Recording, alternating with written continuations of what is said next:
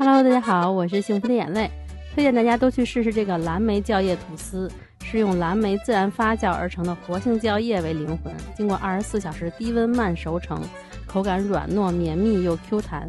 酵叶分解出来的天然糖分可以让吐司高度保湿，放3天依旧很软糯。撕开的瞬间还能看到晶莹的蜂巢气孔，真的非常非常好吃。酵叶做法不难，就是需要等待几天。做酵叶的罐子和工具提前消毒，蓝莓用清水冲洗一下，然后放进罐子里，用擀面杖把蓝莓压碎，不需要全部压碎，差不多有一半压碎就可以了。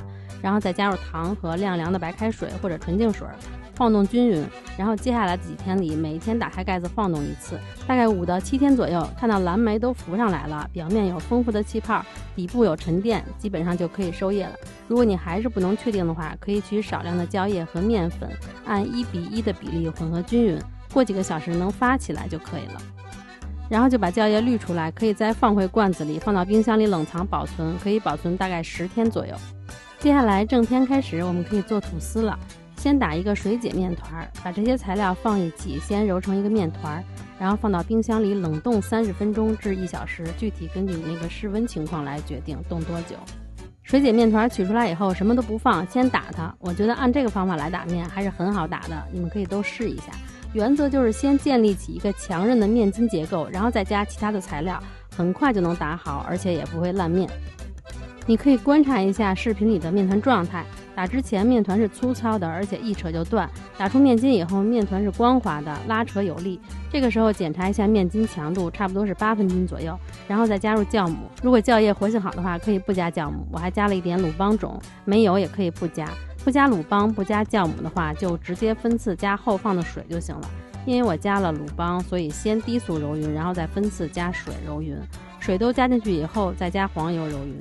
出筋以后都是低速揉匀的，材料都揉匀以后，基本面就打好了，可以达到9到10分筋的模，这样就不用再打了。最后再加入提前泡好的果干，用低速揉匀就可以出缸了。出缸的温度最好能控制在24度左右。把面团放在一个容器里，再给它爆叠一下，让它形成一个光滑的面。爆叠就是爆起来折叠嘛。先在室温下25到28度的环境里发酵30分钟至45分钟，然后给它再进行一次爆叠。这样折叠完以后，就可以给它放到冰箱里去冷藏发酵1晚上。第2天取出来以后，先回温，回温完以后看它有没有发酵好，如果没有发酵好的话，就室温继续发酵。怎么看它有没有发酵好呢？一个是看体积，基本上2倍大左右了，然后就是手指按下去，它有轻微回弹，并且这个面团上还能留下这个指印，这样就发好了。然后表面多撒一点面粉，给它倒出来。面团的液体量比较大，可以借助刮板把它稍微拉一下，整理成长方形。如果特别黏的话，你刮板上也可以适量的撒一点面粉，然后就这样给它折叠到中间来。折叠完以后稍微拍一拍，把大气泡给它拍掉。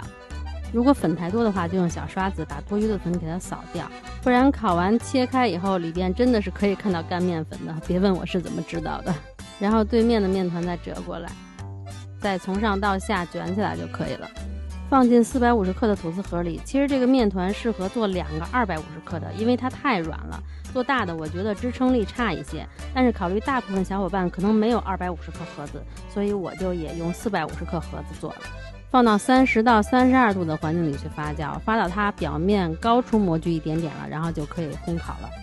我是用上火160，下火230烤了45分钟左右。出炉以后看这个状态，我觉得我应该把下火调到240度，具体的温度时间要根据自己的烤箱来调整。然后一定要凉透再切，因为热着的时候它更软更不好切。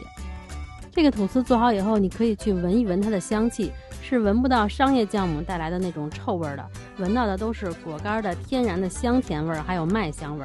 吃到嘴里是糯叽叽的口感，而且还耐嚼 Q 弹，再夹杂着酸甜的果干，真的非常好吃。有空的话你们也试试看吧。